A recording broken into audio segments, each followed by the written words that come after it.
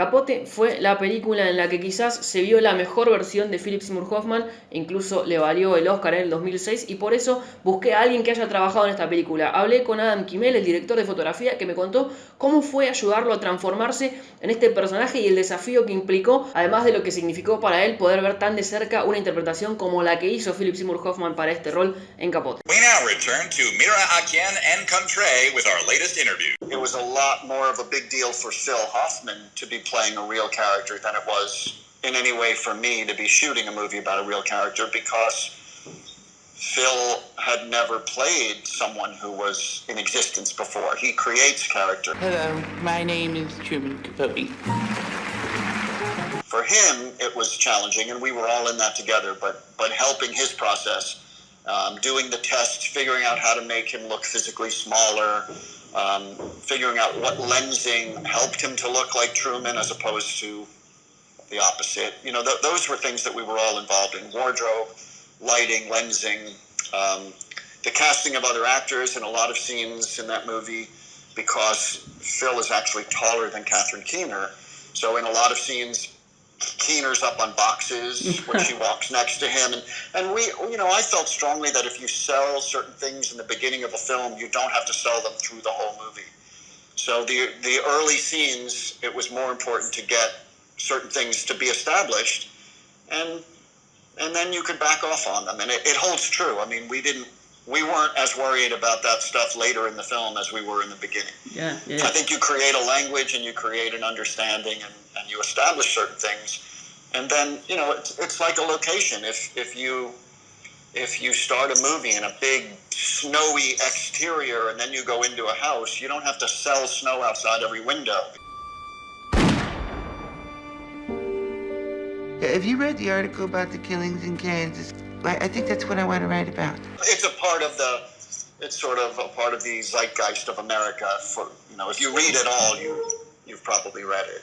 There's only a small part of recreating that story. Really, the film that we made is the story of a guy writing that book. Yeah. So you know, yes, the beginning, the murder, the flashback to the actual shooting, those things were. It's strange to be shooting a scene that you have a version of in your head your whole life. It's strange. And the fact that Conrad Hall shot that movie, I will tell you that through the entire prep and shooting, I never looked at the first film In Cold Blood.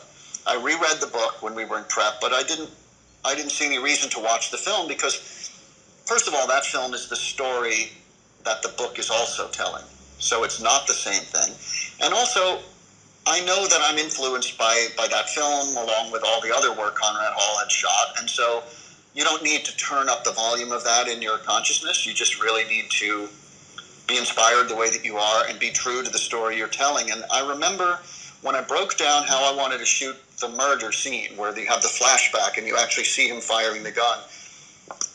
I did that based on what the locations were and what the facts of those murders were, which way they were facing in the bed, what rooms they were in the house. Like, we were more true to the facts which are in the book In Cold Blood than anything that another film version of it would have influenced, you know.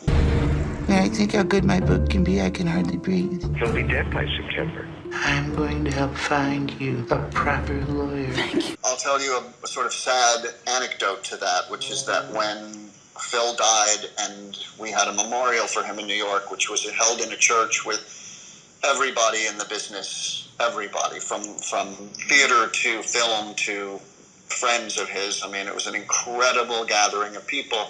And I remember Bennett Miller and I were sitting together, and I remember Bennett leaning over to me and saying, you know, we had a front row seat to the greatest performance of this guy's life. Like, what a privilege. And Yeah. of course I knew that, but you know, that movie was done with a pretty small crew, and generally when we were shooting, it was really small. It would be Bennett and I and the camera assistant, and if there was a dolly move, which there weren't a lot of in the film, there would be a dolly grip. It was very small around the camera. And because I operate myself, and because it's film and you're looking through an eyepiece rather than at a video screen, there was a level of intimacy that was startling to be close to.